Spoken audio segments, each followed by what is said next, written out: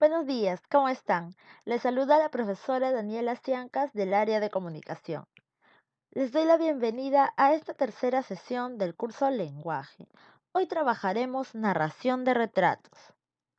Es importante leer y recordar las recomendaciones necesarias para un mejor desarrollo de nuestras sesiones a través de este medio.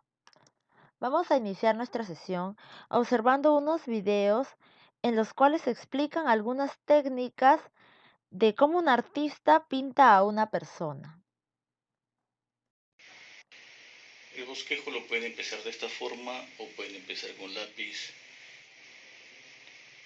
pueden hacerlo al detalle o pueden ir construyendo los detalles conforme van pintando.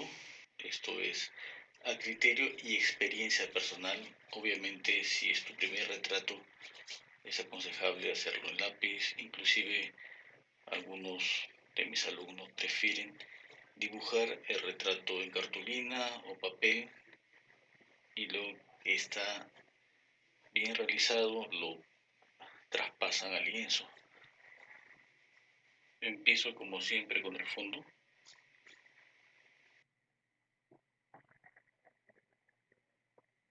Voy a empezar con la luz.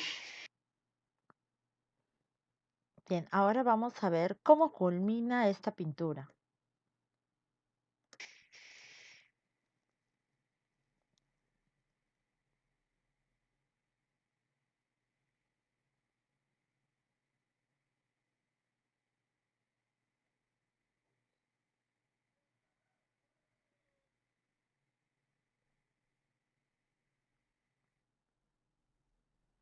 ¿Qué te pareció? Resultó ser bastante similar, ¿cierto? ¿Qué significará retratar? ¿Qué será necesario para retratar? En este caso, este artista ha retratado a una persona con la pintura. ¿Qué significará retratar? Retratar es copiar a una persona o a un objeto. Pero para ello, como hemos visto, para la reproducción de esta imagen, este artista ha tenido en cuenta varias cosas, ¿no? Principalmente la luz, las sombras, pero también la expresión de esta persona. Así como los artistas retratan a las personas con la pintura, ¿crees que será posible retratar a las personas con las palabras? ¿Tú qué opinas? Escríbeme tu respuesta al foro. Pues bien, vamos a ver cómo se retrata a las personas a través de la palabra. Aunque no lo creas, sí es posible. Vamos a observar el retrato de Jaime Guardia, un músico, dice Jaime Guardia, maestro del charango peruano. Vamos a ver cómo lo han retratado a través de las palabras. El maestro del charango en el Perú. Jaime Guardia nació el 10 de febrero de 1933 en Pausa, Ayacucho. Sin embargo, pese a que en su familia había músicos importantes, contaba con tíos, primos guitarristas, no recibió el apoyo de sus padres para practicar la música durante su niñez, consiguiéndolo en su adolescencia con un charango de sauce con cuerdas de tripa de chivo que le regaló su primo. Llegó a Lima en 1940, convirtiéndose en uno de los más grandes impulsadores de la música tradicional andina junto con su incondicional charango. Era un hombre alto, de tez trigueña y de blancos cabellos. En los últimos años, debido al paso del tiempo, con una presencia que causaba respeto, de mirada melancólica, aunque siempre con la tranquilidad que lo caracterizaba. Tenía un peculiar estilo de tocar el charango, muy a la par de su voz tan grave y dulcemente andina, que nos envolvía totalmente y nos llevaba a las alturas de la serranía peruana. Ese talento innato lo hizo conocer a grandes como José María Arguedas, quien le dedicó el libro Todas las Sangres con la siguiente frase: a Jaime Guardia, de la Villa de Pausa, en quien la música del Perú está encarnada, cual fuego y llanto sin límites.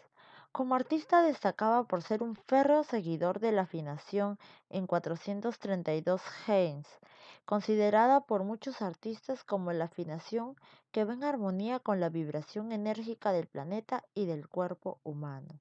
Siempre estaba dispuesto a enseñar y dar consejos, así como compartir su talento con quien lo quisiera.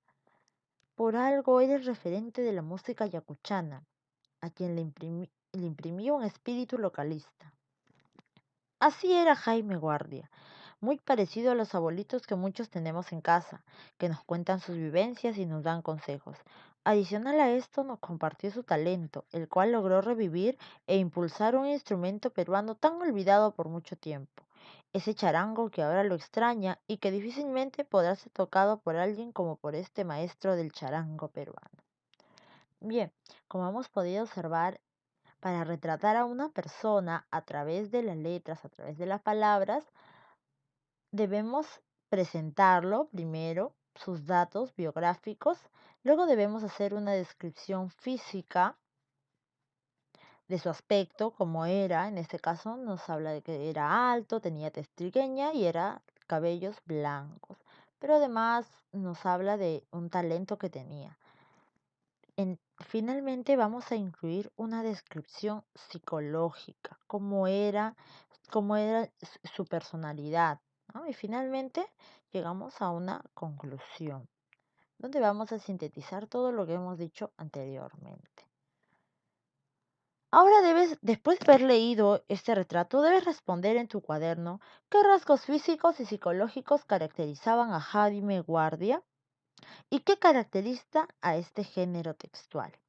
Estas preguntas debes responderla en tu cuaderno. Este tipo de textos es caracterizado por describir, contiene bastantes descripciones. Por ello es un texto descriptivo. Existen diversos textos descriptivos. Vamos a recordar. Tenemos, por ejemplo, la topografía. Y la topografía es un texto descriptivo que, valga la redundancia, describe lugares o paisajes. Las sinografías describe objetos. La zoografía describe animales. La prosopografía describe rasgos físicos de las personas. La etopeya describe la manera de ser y actuar, es decir, la personalidad. Y el retrato es la mezcla de estos dos, de la prosopografía y de la etopeya. La cronografía describe un suceso. ¿Ya recordaste? Ahora sí. Pues bien, hoy estamos trabajando el texto descriptivo retrato. ¿Qué es un retrato? Como ya lo expliqué anteriormente, es la descripción de una persona realizada por un observador que utiliza la palabra. En el retrato se presentan los rasgos físicos, aspecto y la personalidad, la forma de ser, es decir, prosopografía más etopeya. ¿Cuál es la estructura de un retrato? Un retrato, como ya hemos podido observar, que tenía título. Este título debe ser llamativo y sugerente. Iniciaba el primer párrafo con los datos personales, la presentación. Luego, la descripción física, el aspecto, la vestimenta, la estatura, entre otros. Y luego la descripción psicológica, la personalidad de cómo es el carácter, emociones, algún talento o habilidad. ¿Cómo es un retrato? ¿Qué caracteriza a este texto?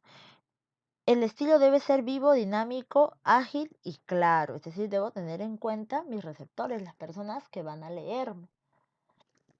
Debo escribir para ellos. Además, los párrafos deben ser cortos y sin frases largas de complicada construcción. Es un texto breve. Y finalmente se deben emplear adjetivos para caracterizar a la persona. Algunas recomendaciones que debes tener en cuenta a la hora de realizar un retrato. Debes hacer una observación precisa de los rasgos expresivos de la persona a la que vas a describir. Debes seleccionar los rasgos característicos o esenciales, los más importantes, los más resaltantes. También debes ordenar estos detalles siguiendo su posición natural o con un arreglo en orden lógico. La descripción no es una mera enumeración. No debes enumerar. Simple y sencillamente debes escribir estos rasgos, empezando por ejemplo por la estatura, luego puedes empezar por el cabello, por el color de la tez Y también puedes incluir finalmente alguna habilidad en la que destaque. Debes captar la atención del lector desde la primera línea, por eso se recomienda evitar frases débiles o muy explicativas. Tus frases deben ser cortas, deben ser breves, pero a la vez bastante precisas. ¿Cuál es la estructura de un retrato? Como ya hemos podido ver en el ejemplo, presenta una introducción en la cual se presenta al personaje, sus datos básicos, datos personales. Luego viene el desarrollo. En el desarrollo debes incluir la descripción de aspectos físicos y también la descripción de aspectos psicológicos. Es decir, debe pertenecer al desarrollo 2 párrafos breves. Y finalmente una conclusión que refuerce todo lo que has dicho anteriormente. Las actividades para esta sesión son las siguientes. En tu cuaderno debes copiar los siguientes esquemas. Debes copiar las clases de texto descriptivos para que no se te olvide. Luego debes copiar el mapa conceptual de retrato. Y finalmente el mapa conceptual de estructura, es decir, este de acá. Finalmente, debes redactar en la página 43 y 44 de tu libro un retrato. Si es que aún no tienes tu libro, puedes escribir este en tu cuaderno, siguiendo la estructura que hemos analizado en esta sesión. Para ello, debes utilizar aquellos datos que presentaste en tu tarea anterior. ¿Recuerdas el cuadro? Pues bien, esos datos debes emplearlo para la redacción de tu retrato. Finalmente, debes grabar un audio y enviármelo a través de Cubicol. En este audio debes exponer el retrato que redactaste. Voy a estar a la espera de estas actividades desarrolladas. Recuerda que si tienes alguna duda, puedes escribirme un mensaje a través del aula virtual o también puedes escribirme al foro en el horario respectivo. Hasta la siguiente sesión.